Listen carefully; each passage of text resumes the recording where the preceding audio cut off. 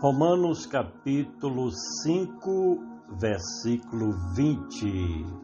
Veio, porém, a lei para que a ofensa abundasse, mas onde o pecado abundou, superabundou a graça.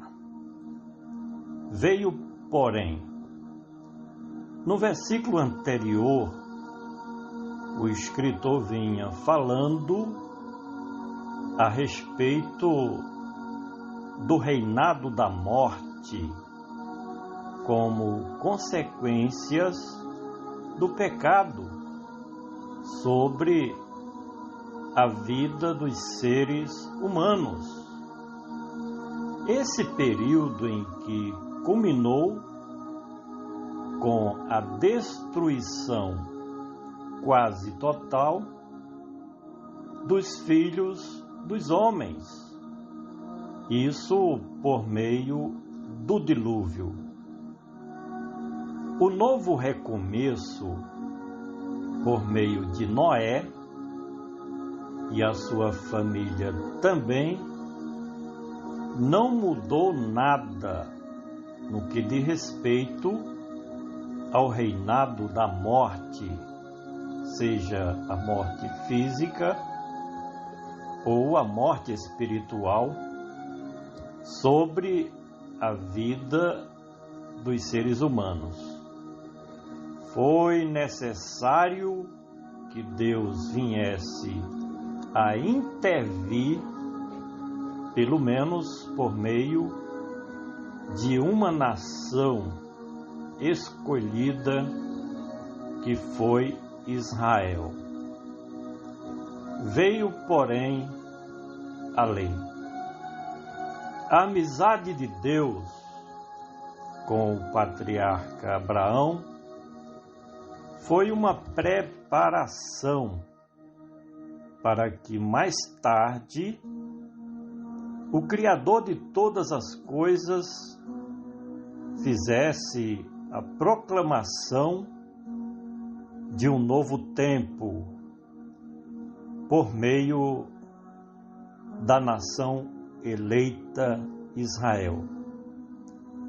A legislação de Moisés não resolveu o problema do mundo, mas por um curto período serviu de guia para os filhos de Israel, o que não durou muito tempo, até que os descendentes de Abraão demonstrassem o sentimento de rebelião, desobediência e apostasia contra a legislação de Moisés.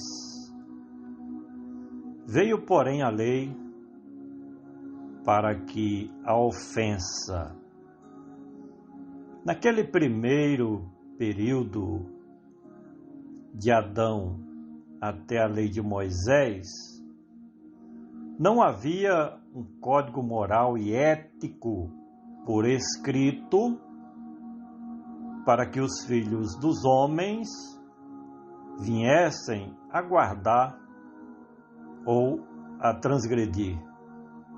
Porque o que prevalecia era a lei da consciência, em que o homem sabia o que era o bem e o que era o mal.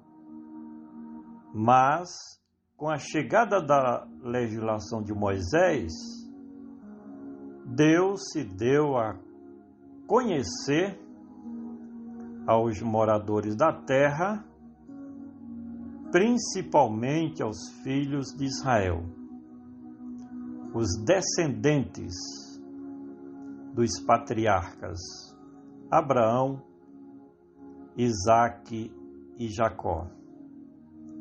Veio, porém, a lei para que a ofensa abundasse.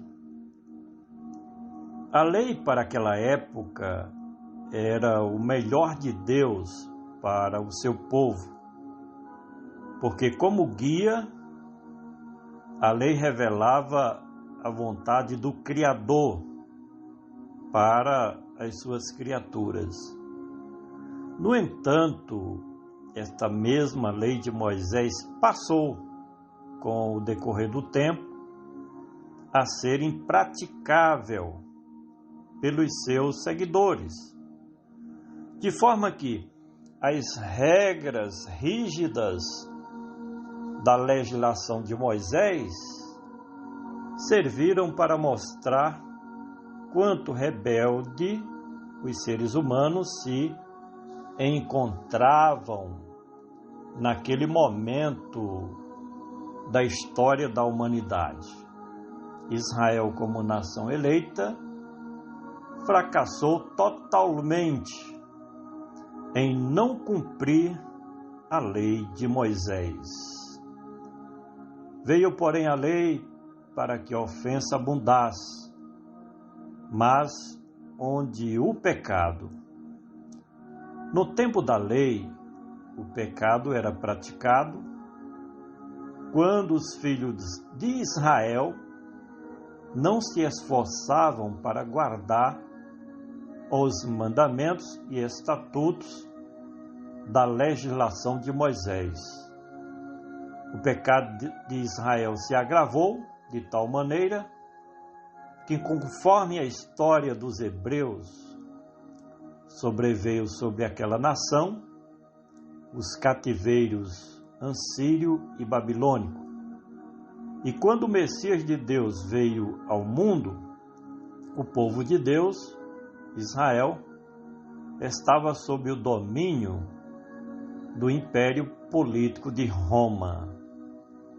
Veio, porém, a lei para que a ofensa abundasse, mas onde o pecado abundou. Desobediência total e absoluta dos judeus aos decretos do Deus de Abraão era o que prevalecia, porque o sentimento de rebelião dominava aqueles que deveriam guardar a lei de Moisés. O pecado dos hebreus se multiplicou sobre aquela nação, ao ponto de causar enjoo e vômito no Deus de Israel. Isso em uma linguagem metafórica.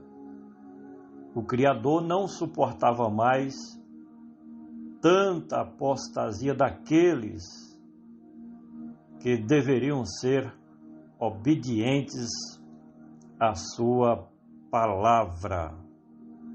Finalmente, veio, porém, a lei para que a ofensa abundasse, mas onde o pecado abundou, superabundou a graça. Algo tinha que ser feito, porque na condição em que o mundo se encontrava, o caos geral e a destruição era o que restava para o planeta Terra. Todavia, porém, o Criador, por misericórdia e amor, decide derramar a sua graça, que é um favor não merecido. Deus pergunta: quem há de ir por nós? Cristo, Filho de Deus, responde: eis-me aqui, envia-me a mim. Cristo Jesus veio à terra como sendo o Messias prometido para resgatar os filhos dos homens do mundo perdido no caos.